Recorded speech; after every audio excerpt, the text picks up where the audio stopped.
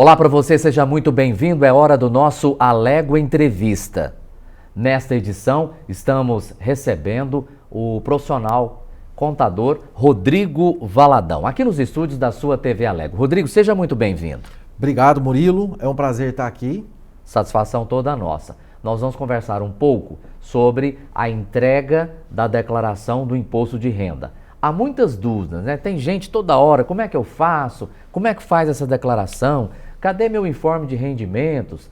Como é que é isso? É muita dúvida, porque até hoje, em pleno 23, todo mundo sabe que o leão morde, mas não sabe onde é que está o leão, como é que o leão pega. Murilo, a ideia de fazer declaração de imposto de renda, ela já causa um pânico em muitas pessoas. É um impacto, né? É um impacto. Muitos contribuintes ficam em dúvida o que deve de declarar, o que não declarar, se é restituído ou não. Algumas pessoas, inclusive, nos procuram para fazer a declaração e muitas nem são obrigadas a fazer a declaração. Por esse motivo, todo início de ano, o governo ele edita as regras que tornam obrigatória, né, ao contribuinte para fazer a declaração naquele ano. E por isso tem alguns critérios, né? Sim, todo ano o critério muda. Nesse ano, por exemplo, uma coisa que foi mudada de forma simples, mas que vai tirar muita gente das garras do leão, é aquelas pessoas que fazem aplicação na Bolsa de Valores. Até o ano passado, todas as pessoas que faziam aplicação lá na Bolsa de Valores, elas estavam obrigadas a fazer a declaração do imposto de renda. Esse ano, por exemplo, só estão obrigados a fazer a declaração aquelas pessoas que tiveram movimentação superior a R$40 mil. Essa decisão ela foi tomada porque muitas pessoas que entraram na Bolsa de Valores no ano de 2022, elas fazem testes, elas aplicam lá R$1.000, R$2.000 em compra de ações, valores insignificantes para a Receita Federal. Experimentais, né? Para experimentar, exatamente, ela experimenta como funciona a compra e venda de ações, às vezes ela compra 1.000 e resgata 700, né? Então, muitas pessoas que entraram no movimento da Bolsa de Valores, até o ano passado, todas eram obrigadas. Esse ano, há uma mudança que só estão obrigados a fazer a declaração a quem aplicou mais que R$40 mil ou quem fez movimentação. Então, quem comprou e vendeu. Agora vamos falar um pouco dos rendimentos, né? Para quem é obrigado, a gente viu aí nos últimos dias o governo federal anunciando mudança na tabela do imposto de renda, mas isso vai valer a partir de maio de 23. Isso vai ser lá no ajuste do ano que vem. Exato. Esse imposto que estamos entregando a declaração agora refere-se a 2022. Os valores, Rodrigo? Os valores.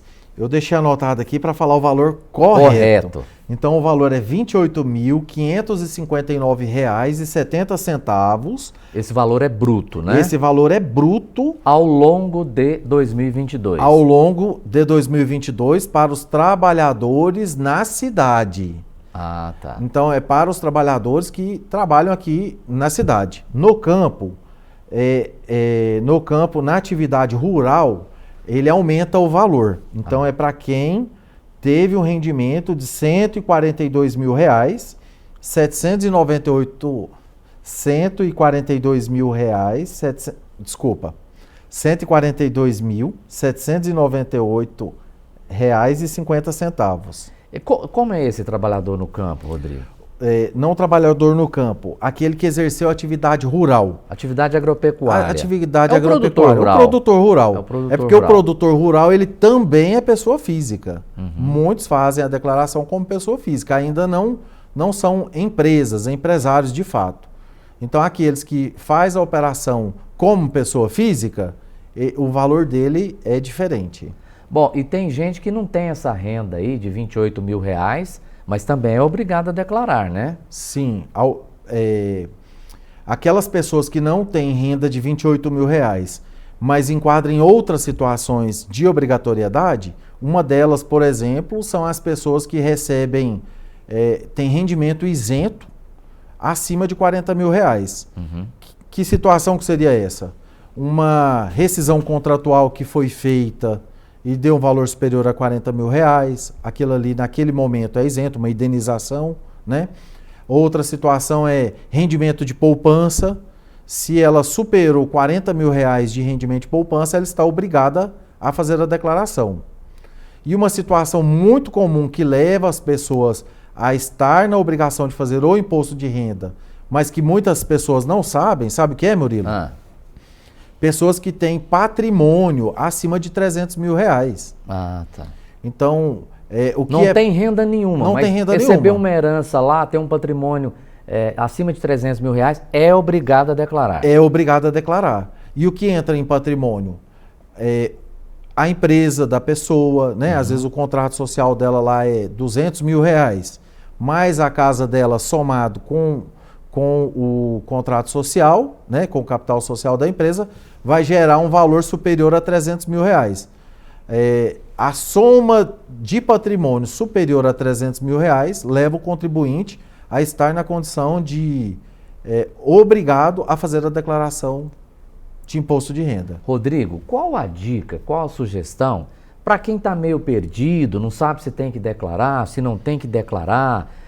A pessoa deve fazer o sistema, para quem não tem aquele patrimônio tão grande assim, não é um agropecuarista, ele é autoexplicativo, inclusive, o programa. Sim. Mas qual a dica, qual a sugestão para a pessoa não errar?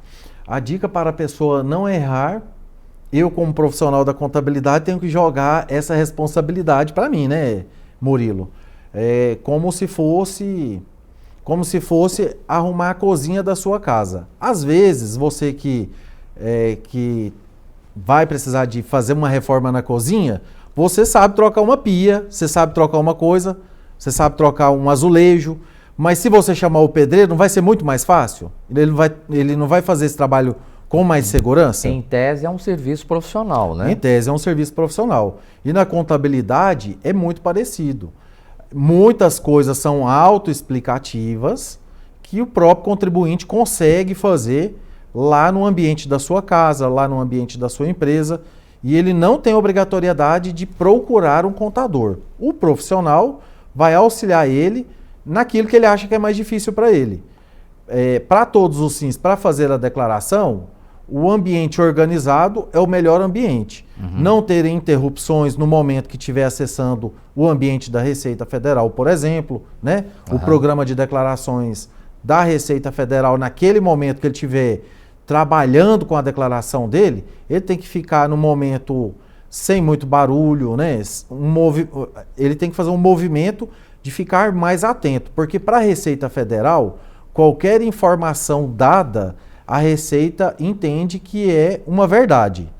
E para verdades, ela, se for colocada uma informação que não é verdadeira, por engano, para todos os fins, a Receita entende que pode ter ocorrido algum tipo de fraude. Entendi. Então, fraudes levam a multas e penalidades. Quem está nos vendo agora pode estar perguntando quanto é que custa o serviço de um contador. Claro que isso deve ter uma variação, Sim. Depende do patrimônio, da renda.